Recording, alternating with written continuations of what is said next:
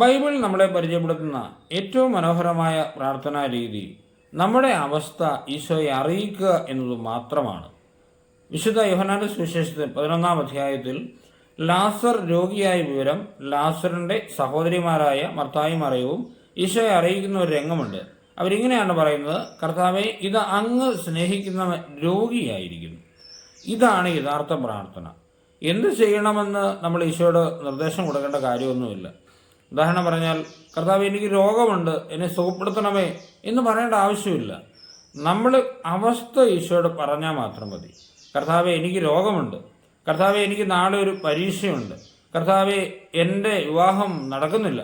ഇങ്ങനെ നമ്മുടെ അവസ്ഥ എന്താണോ അത് ഈശോയോട് പറഞ്ഞാൽ മതി. കാരണം എന്ത് ചെയ്യണമെന്ന് ഈശോയ്ക്ക് അറിയാം. നമ്മുടെ ജീവിതത്തിലേക്ക് ഏറ്റവും നല്ലത് എന്താണോ അത് ചെയ്തു തരാൻ തമ്പുരാൻ അറിയാം. നമ്മുടെ ഉത്തരവാദിത്വം നമ്മുടെ അവസ്ഥ പ്രാർത്ഥനയിലൂടെ ഈശോയോട് പറയുക എന്നുള്ളത് മാത്രമാണ്.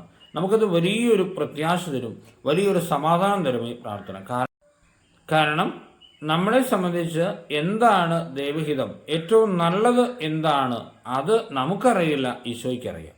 അത് ഈശോ ചെയ്യും. നമ്മുടെ ഉത്തരവാദിത്വം ഇത്രയേ ഉള്ളൂ: നമ്മുടെ അവസ്ഥ കർത്താവിനോട് പറയുക എന്നുള്ളത് മാത്രമേ ഉള്ളൂ. ധൈര്യമായി ഈശോയെ നമുക്ക് സമീപിക്കാം. ഈശോ നമ്മളെ അനുഗ്രഹിക്കട്ടെ. നമ്മുടെ കർത്താവ് ഈശോ മിശിഹായുടെ കൃപയും പിതാവായ ദൈവത്തിൻ്റെ സ്നേഹവും പരിശുദ്ധാത്മാവിന്റെ സഹവാസവും നമ്മെല്ലാവരുടെയും കൂടെ ഉണ്ടായിരിക്കട്ടെ, ഇപ്പോഴും എപ്പോഴും എന്നേക്കും. ആമേൻ.